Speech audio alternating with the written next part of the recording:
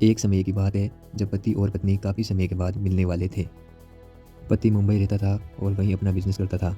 उसे वहाँ रहते हुए 2 वर्ष हो चुके थे और अगले 2 वर्ष तक आने की कोई बात नहीं थी। पर एक रात अचानक एक फ़ोन आता है पति का और वह कहता है, मैं कल आ रहा हूँ। ये बात सुनते ही उसकी पत्नी बहुत ज़्यादा खुश हो जाती है। मैं बता दूँ दोस्तों कि उसकी पत्नी हार्ट पेशेंट थी। उसको 2 बार हार्ट का अटैक आ चुका था उसकी पत्नी को। डॉक्टर का साफ मना किया हुआ था कि आपको हर स्थिति में नॉर्मल रहना है, चाहे खुशी हो चाहे गम हो। मगर पति के फ़ोन आने के बाद वो इतनी ज़्यादा खुश हो गई और सब कुछ भूल गई डॉक्टर का कहा हुआ। और इतनी खुशी दोस्तों हो भी क्यों नहीं, जब पति का 2 वर्ष और इंतज़ार करना था मगर वो 2 वर्ष पहले आ रहा है। खुशी तो होगी ही कि 2 साल का इंतज़ार नहीं करना पड़ेगा। उसके बाद वो रात भर बहुत खुश होती है।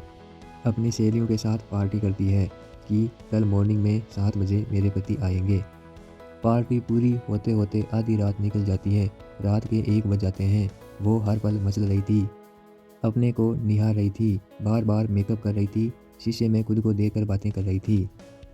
पति को बार बार मैसेज कर रही थी कि कहाँ तक पहुँचे, कितना टाइम और लगेगा, आई मिस यू जान, आई लव यू जान। ये मैसेज बार बार कर रही थी। ऐसा करते करते 5 बज चुके थे।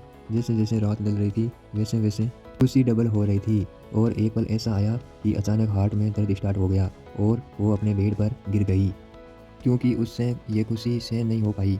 और डॉक्टर का साफ मना किया हुआ था कि आपको हमेशा नॉर्मल रहना है। वो बेड पर गिर गई, ना उससे बोला जा रहा था ना ही उठा जा रहा था।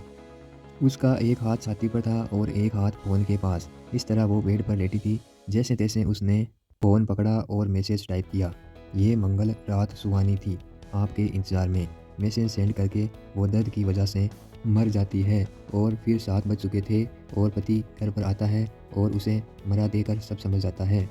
और बार बार उस मैसेज को देखकर रोता है और सोचता है कि काश मैं आने की खबर पहले नहीं देता। दोस्तों यहीं पे हमारी कहानी समाप्त होती है। कहानी के बारे में आपकी क्या राय है कमेंट करके बताएगा। और अगर कहानी पसंद आए तो वीडियो को लाइक करें, चैनल को सब्सक्राइब करें। धन्यवाद दोस्तों।